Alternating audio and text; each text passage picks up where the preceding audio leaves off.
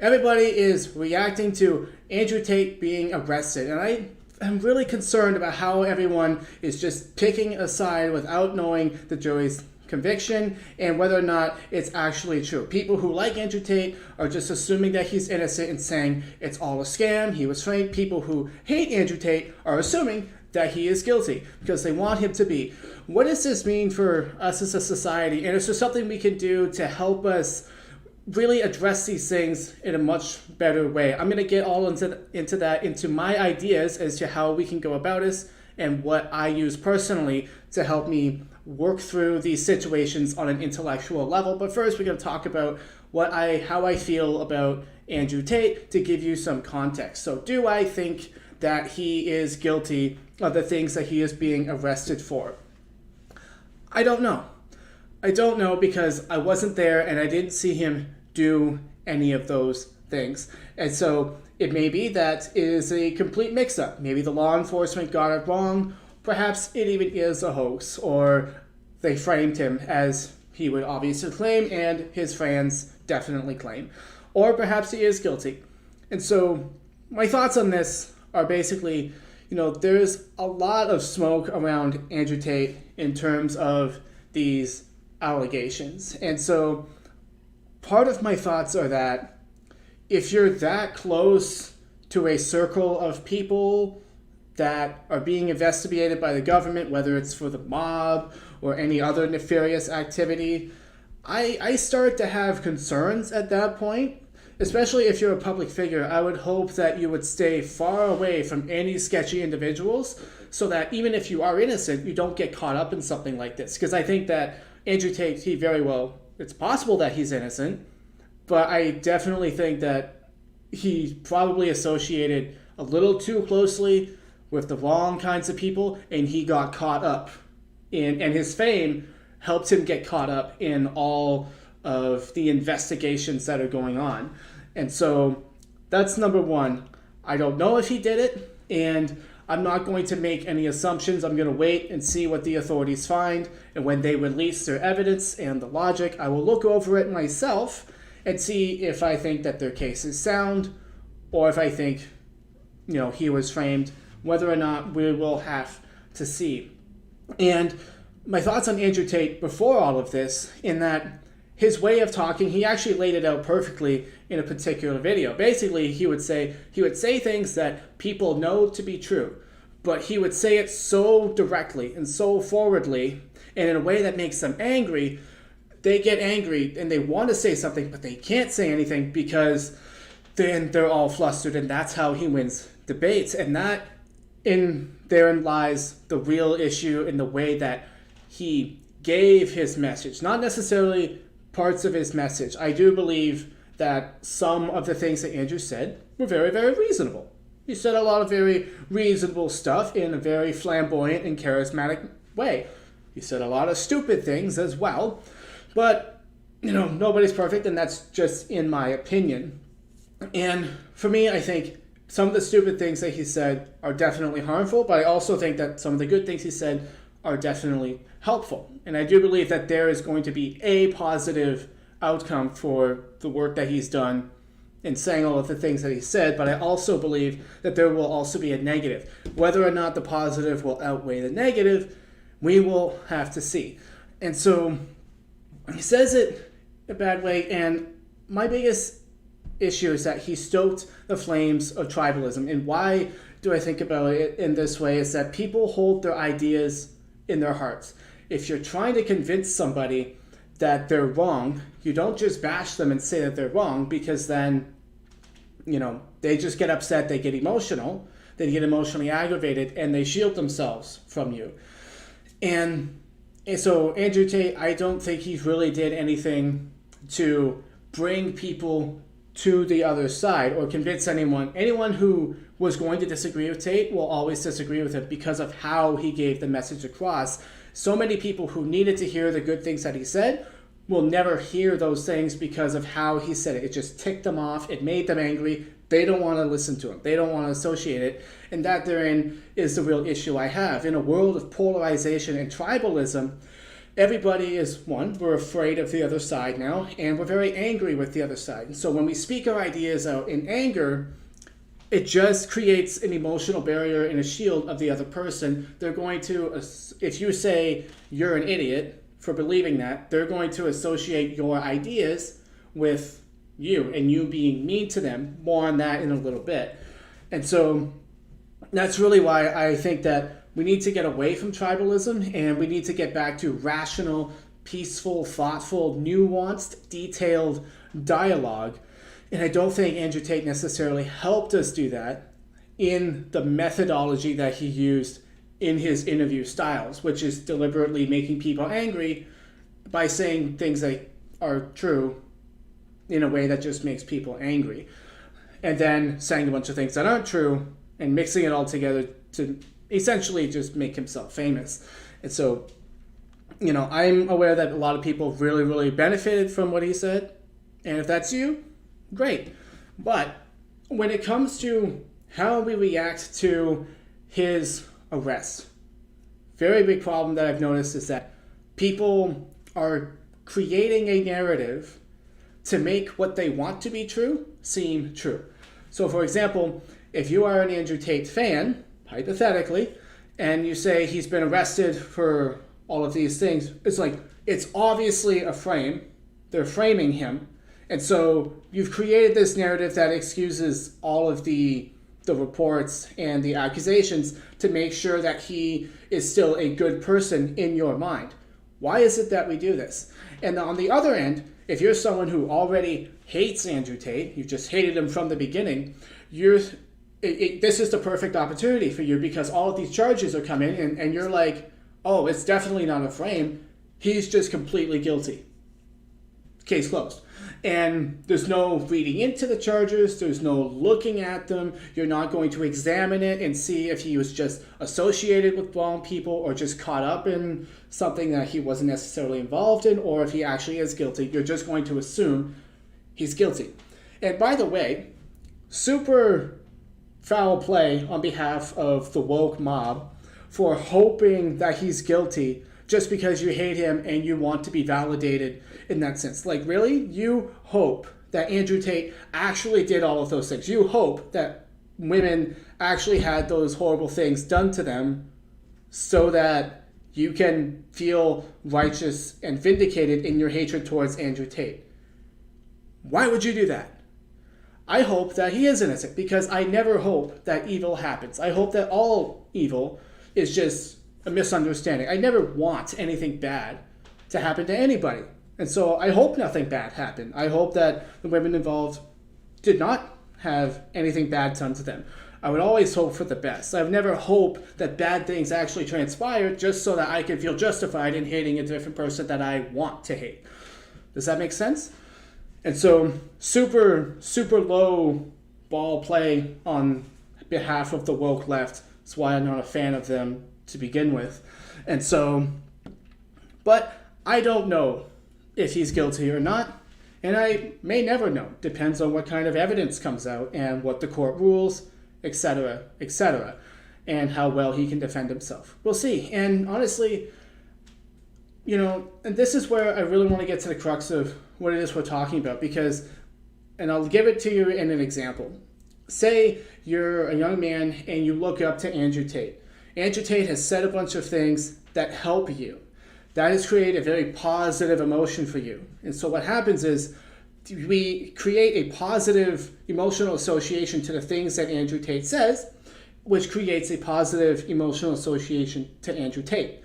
And now all of these charges and allegations come out, which in our minds would be, oh, if Andrew Tate's a bad person, that means that the things that he said are bad, which means I'm a bad person for believing it. And it also means that I am gullible for being tricked into thinking Andrew Tate was a good person when he was a bad person.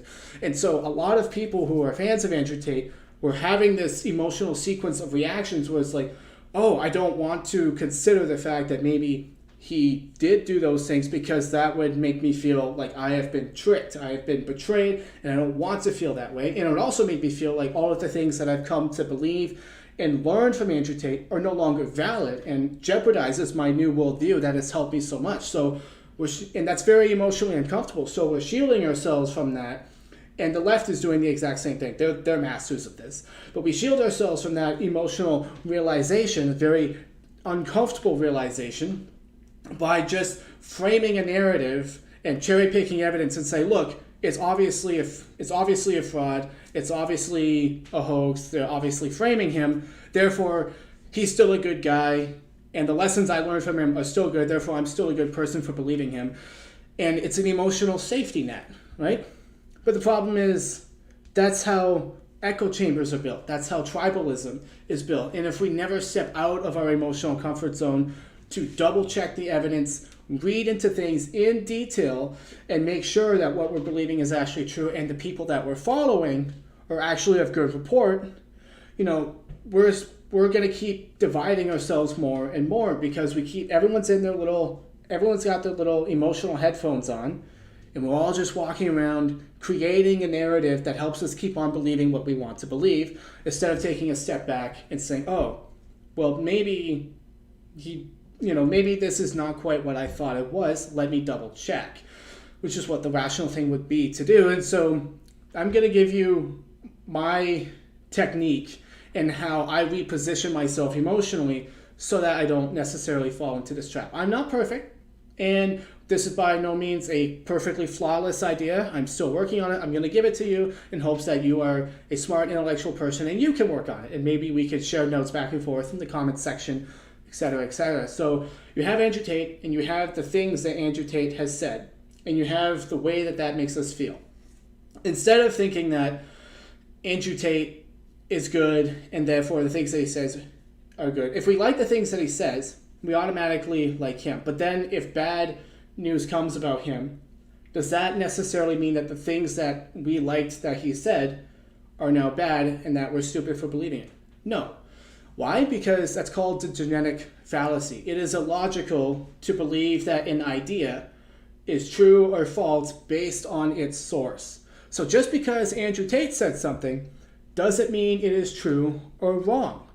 And just so, for example, if a colorblind man asks a blind man what color the sky is because he can't see the color, or a blind man tells a colorblind man, look, the sky is blue, and the colorblind man says, how do you know? You're blind. You don't know the sky is blue. It's obviously not blue. Does that mean just because the source is questionable, does that mean that the sky is not blue? No, the sky is blue. So the truth of an idea is not dependent on where the idea comes from. The idea must be isolated and tested with logic on its own merit. So what that means is that just because you learned things from Andrew Tate potentially being a bad person doesn't necessarily invalidate all of the things that he said. In my opinion, he said a lot of dumb things, but he's also said some things that were pretty decent. And if you benefit from that, that's fine. Andrew Tate being a bad person, hypothetically, doesn't invalidate the good things that he said, and it doesn't make you stupid for believing them. And so that right off the bat, we can make that disconnection there between the source and the idea itself. Secondly, is that when our beliefs are challenged, here's how I position myself.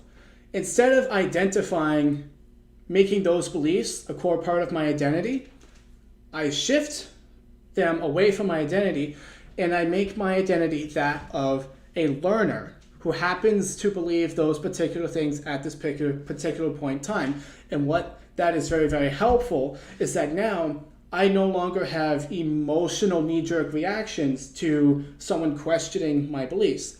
Now, this doesn't mean that I give up those beliefs and I don't have emotional connections to them. It just means that I reframe how I relate to those beliefs and how I act when people question and give evidence against my beliefs. And so instead of saying, I believe I am this person and I believe these things and these are all my identity, I identify as a learner who happens to believe these things at this particular point in time, and I'm always open to looking for new knowledge and gathering new information to make my beliefs stronger. And so what this does is this takes the emotion out of needing to be right, and rather I emotionally need to continue to learn. And so when someone attacks my beliefs and said, here's a list of reasons why you're wrong, I no longer have a knee-jerk emotional reaction that goes, wah, and you're this and you're that. I go, interesting. I am a learner. I'm a lifelong learner, and I identify as someone who gathers information and synthesizes it and uses it to make my worldview stronger. And I happen to believe these things at this time. I will take your information, I will process it, and I will assimilate it and add it to my worldview, and I will continue to grow. And so that simple switch makes it a lot easier to emotionally process people saying that I am wrong and saying that I am incorrect and giving evidence against my beliefs. So how does this relate to Andrew Tate? You take the two ideas together. Andrew Tate's ideas, and the ideas that we've accepted from him. Andrew Tate being a bad person, hypothetically, if the charges are correct, does not mean that all of his ideas are bad. Therefore, we are still valid in believing some of them. We're just going to find other reasons and create our own reasons for believing some of those things. And that also means that since we are a lifelong learner, we are not emotionally jeopardized by those things being challenged. We can look at the evidence, process it, and use it to make a more robust worldview. And this is my current formula for helping with the elimination of tribalism.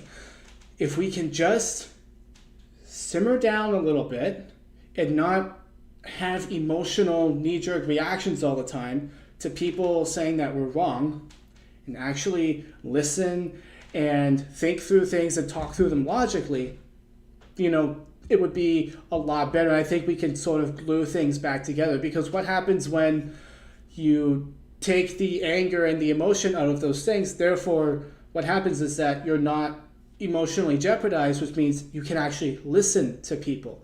You can deploy empathy and active listening. And when you actively listen to someone, you start to understand them. When you start to understand them, you can see the good in them, deploy kindness, and you can start building that bond. And then you actually have a healthy position to debate that person. Instead of saying, rah, you're bad, and the other person is evil, and I'm going to treat you like you're evil, and basically make the divide even bigger, you can slowly but surely get the divide back together. That is my theory. It's also along the lines of political agnosticism, or apolitical, as in I am not a liberal, I am not a conservative, I'm not Democrat, I'm not Republican. I am a learner. I continue to absorb information and read things as much as possible. And when a particular election comes along, I will make the best choice that I think is best at that particular time. I might vote liberal, I might vote conservative. It all depends on the information I have at the time and what I think at the time. And so I swear no allegiance to any particular political party. I just continue to learn as much as I can and make a choice based on what I think is best at the time. And I always reserve the right to change my mind, because that is what learners do. We continue to absorb new information and adjust our worldview accordingly. And I hope that helps. And that is what I would do in the case of Andrew Tate. So if you're someone who looked up to Andrew Tate, just because he may be a bad person does not invalidate all of the things that you learned from him and all of the good things that you said. It doesn't necessarily mean that you're a stupid bad person for, looking up to someone who may not be on the level and may not actually be as good of a person. It happens to us all. And I think that, I'll give you a quick example. I'm a Christian, and after Ravi Zacharias died, it came out that he was an abuser, and pretty concrete evidence that he was an abuser for a long time and behaved very inappropriate towards women. Obviously, that crushed me. That hurt a lot, because I looked up to him, almost met him at one point. And now, does that mean that everything I learned from him is invalid? No, because that would be the genetic fallacy. That's illogical. And so I'm just going to take all the things I learned from them and go to other sources and do the work to make sure that the things I learned from him are still valuable and are still good. And his moral failings are not a reflection on me and my faith. Obviously, I condemn what he did. And, I hope he made his peace with God before he died, but I'll never know that in this life. And so moral feelings of people we look up to will always hurt us and will always be something that we have to contend with. But I think a more healthy way to do it would be to understand that just because they had a moral feeling doesn't mean that everything we learn from them is wrong. We just need to do our due diligence and double check on all of those things. Continue learning and resynthesize and reintegrate those ideas into our worldview so that we can continue to have a robust view going into the future. And of course, we can learn from this. Don't associate with sketchy people. Just don't do that. And so that would really be my thoughts on Andrew Tate. And in regards to the whole woke people versus anti-woke people, that the extremism is getting worse and worse. Back to what I said about Andrew Tate in the beginning is that I think the way he delivered his message was brilliantly designed to make him famous, not necessarily great for convincing people on the other side to give his ideas a chance. I think it relied way too much on negativity and anger.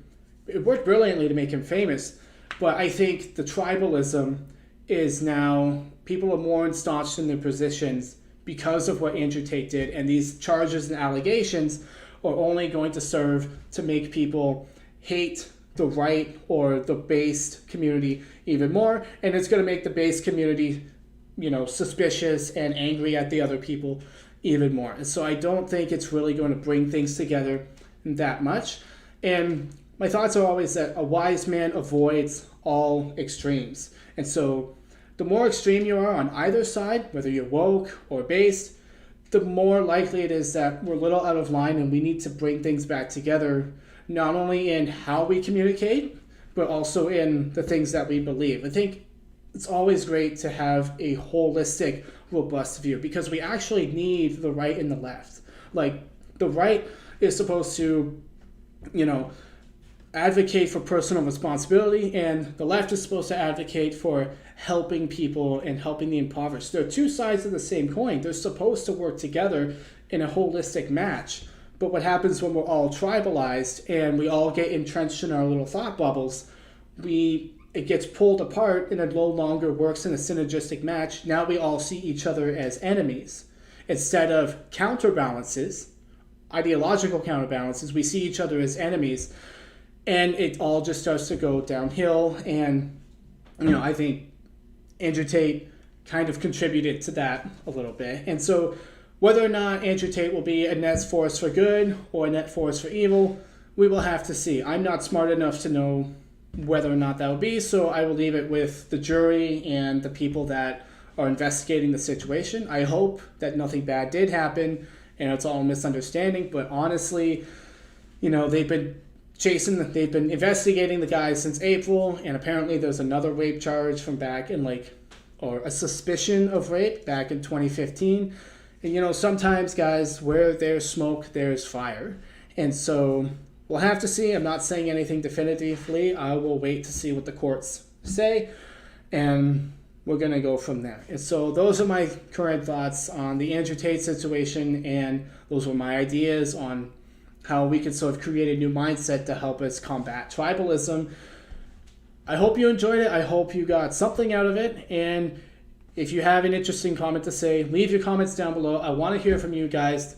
My ideas are still in beta. They're not perfected. They're not perfect yet. So your comments and your thoughts will be much appreciated. And so I will see you guys later. But first, I want to address a couple of the comments I got on another video that I did recently. And that is, someone said that essentially I put up a short that was talking about Andrew Tate contributing to tribalism, and someone said, so you're trying to end polarization by making a video bashing another dude for his views. Might want to double check your logic on that one. Great point. Wasn't this, I don't want to bash people for their views. That's like the opposite of what I was just talking about. Maybe I'm an amateur and that's the way it came across in the video. If so, I will work hard to make sure I communicate better in the future, because Lord knows I don't want to bash anyone for their views. I am more than happy to coexist and peacefully discuss, or not discuss, people having different views. I don't want to bash people for their views. I don't want to bash anybody. I will call people to account for their actions and their behaviors. Just because you have good views doesn't necessarily mean you're a good person. For example, being a Christian. If I see another Christian bully another person, I'm not just going to be like, well, he's a Christian, therefore he's a good guy. I'm not going to look. It's like, no, your behavior is unacceptable. I don't care if you agree with every single thing that I believe. Your behavior is unacceptable. So you need to stop. And so, yeah, I'm not for bashing anybody. If that's the way I came across, I'm going to have to work on that and do better in the future, because that's not what I wanted. What I was saying is that Andrew Tate's method, his behavior, his delivery method, wasn't necessarily the best for a polarized society. And I think that he rode the polarization to fame, and I don't think that that did a lot of good for society in the long term. Like 2022 was definitely his year. And, you know, with a lot of things, I don't necessarily think that that mode of fame is sustainable. I think that eventually people are going to catch on to his game, and he will no longer be as interesting or as entertaining as before, especially if he's locked up for a long time. But we'll see. We'll see. And so, yeah, I didn't want to bash. I have an issue with the way that people present their ideas. So I'm more than happy to let people have different ideas, and everyone has a different idea, fine. My number one priority is that you are a kind, respectful individual. If I would rather hang out with someone who is nice, who believes the opposite of what I believe, than hang out with someone who agrees with me but is a dick. You know what I mean? So there's a difference, and this is the problem with identity politics. You identify as this, therefore you identify as the same thing with me, therefore you must be good, and I'm going to look away from your actions. That's what the left does all the time. You know, someone does something deplorable or bad or sketchy, and it's like, well, they're on our side, so we're not going to look at it. Like a total double standard and hypocrisy across the board. And my fear is that as people in the base community, we've been fighting the left so long, we're actually starting to mirror their behaviors. And the behaviors are the biggest problem. Of course, the ideas influence the behaviors, so I'm not saying that you should just change your behaviors or change your ideas, but we should definitely change our behaviors so that we can coexist peacefully better with these people. And so that would be my thoughts on that. And another person just commented, beta male. And I replied, why? You know, that's what I was saying in the beginning. You hear something that challenges your views, you have an emotional reaction. Instead of thinking about it logically, you're just like, you must be a beta male because you don't like Andrew Tate. Logic, right? And that's what I said. You emotionally identify with Andrew Tate, you like his message, someone challenges it, it causes you to have an emotional reaction, and then you frame it as I must be a beta male because I disagree with Andrew Tate and his methodology. I must be a beta male, right? And so that's my thoughts on that. And I don't really care if I'm a beta male or not. I'm probably more of a sigma anyways. But anyways, those are my thoughts on that. I wish you guys the best. Like and subscribe for more videos like this.